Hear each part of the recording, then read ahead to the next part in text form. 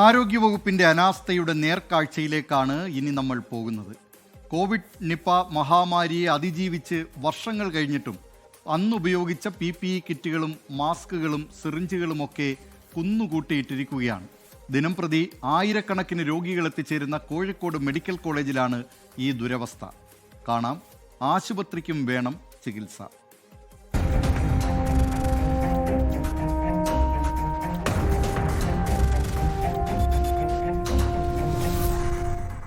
മാലിന്യ നിർമ്മാർജ്ജനത്തിന് നിരവധി പുരസ്കാരങ്ങൾ ലഭിച്ച കോഴിക്കോട് കോർപ്പറേഷനും ആരോഗ്യവകുപ്പും ദിനംപ്രതി ആയിരക്കണക്കിന് രോഗികൾ എത്തിച്ചേരുന്ന കോഴിക്കോട് മെഡിക്കൽ കോളേജിന് പുറകുവശത്തേക്ക് ഒന്ന് വരണം. ടൺ കണക്കിന് മാലിന്യങ്ങൾ അവിടെ കെട്ടിക്കിടക്കുന്നത് നിങ്ങൾക്ക് കാണാം. ദിനംപ്രതി ആയിരക്കണക്കിന് രോഗികൾ വന്നുപോകുന്ന കോഴിക്കോട് മെഡിക്കൽ കോളേജിലാണ് ആരോഗ്യവകുപ്പിന്റെ ഈ അനാസ്ഥ.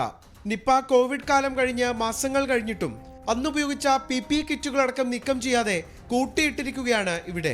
ശാസ്ത്രീയ നിർമ്മാർജ്ജനം നടത്തേണ്ട മാലിന്യങ്ങളാണ് മാസങ്ങളായി ഇങ്ങനെ കുന്നുകൂട്ടിയിട്ടിരിക്കുന്നത്. കഴിഞ്ഞ 2-3 ദിവസമായിട്ട് കോഴിക്കോട് കോർപ്പറേഷൻ പരിധിയിൽ ചർച്ച ചെയ്യപ്പെടുകയാണ്. 2020 മാർച്ച് മാസത്തിലാണ് കേരളത്തിൽ ആദ്യത്തെ കോവിഡ് രോഗി ഐഡൻറ്റിഫൈ ചെയ്തിട്ടുള്ളത്. അപ്പോൾ അന്ന് മുതൽ ഇങ്ങോട്ടുള്ള മുഴുവൻ കോവിഡ് വേസ്റ്റുകൾ, കോവിഡ് മാലിന്യങ്ങൾ എന്ന് പറഞ്ഞാൽ ആ ഒരു കിറ്റ്, PPE കിറ്റ്, അവരുടെ മെഡിസിൻ, ഉപയോഗിച്ച വസ്ത്രങ്ങൾ ഉൾപ്പെടെ മുഴുവനായിട്ട് കോഴിക്കോട് മെഡിക്കൽ കോളേജിൻ്റെ പുറകു വശത്ത് ഇപ്പോഴും അത് കെട്ടിക്കിടക്കുകയാണ്. ഒരു മാലിന്യ കൂമ്പാരം തന്നെയാണ്. അവിടെയാണ് ഈ ഗവൺമെൻറ് ഉദ്യോഗസ്ഥന്മാർ താമസിക്കുന്ന ക്വാർട്ടേഴ്സ് നിലനിൽക്കുന്നത്. അടിയന്തരമായി ഇക്കാര്യത്തിൽ ആരോഗ്യവകുപ്പും കോഴിക്കോട് കോർപ്പറേഷനും ഇടപെടണം. മാത്രമല്ല 2018 നിപ്പ വേസ്റ്റ്, ആ രോഗ കാലയളവിലുള്ള ഇതേ വേസ്റ്റുകളെല്ലാം തന്നെ അവിടെയുള്ള ഉദ്യോഗസ്ഥരുടെ ക്വാർട്ടേഴ്സിന്റെ പുറകിൽ അതാ ഇപ്പോൾ മറച്ചു വെച്ചിരിക്കുന്നു. മാസ്കും PPE കിറ്റും പഞ്ഞിയും സിറിഞ്ചുമെല്ലാം അലക്ഷ്യമായി വലിച്ചെറിഞ്ഞ നിലയിലാണ്. ആശുപത്രി മാലിന്യങ്ങൾ വൈകാതെ ശാസ്ത്രീയ നിർമ്മാർജ്ജനം നടത്തണമെന്നിരിക്കെയാണ് ഈ അനാസ്ഥ.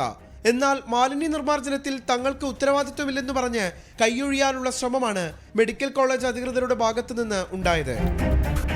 മെഡിക്കൽ മാലിന്യങ്ങളാണ് ഇങ്ങനെ കുന്നുകൂടി കിടക്കുന്നത്. ഒരു മഴ പെയ്താൽ കാര്യങ്ങൾ കൂടുതൽ സങ്കീർണമാകും. ഞങ്ങൾക്കൊന്നും ചെയ്യാനില്ലെന്ന് പറഞ്ഞ് കൈ കഴുകുകയല്ല മെഡിക്കൽ കോളേജും കോർപ്പറേഷനും ചെയ്യേണ്ടത്. അടിയന്തര നടപടി ഇക്കാര്യത്തിൽ വേണം. നിഖിൽ പ്രമേഷ്, 24 കോഴിക്കോട്. ലോകത്തെവിടെയായാലും ഏത് സമയത്തും 24 വാർത്തകളും ഓഗ്മെന്റഡ് റിയാലിറ്റി പാക്കേജുകളും എക്സ്പ്ലെയിനറുകളും വിശദമായി കാണാൻ ഞങ്ങളുടെ YouTube ചാനൽ നിങ്ങൾക്ക് സബ്സ്ക്രൈബ് ചെയ്യാം.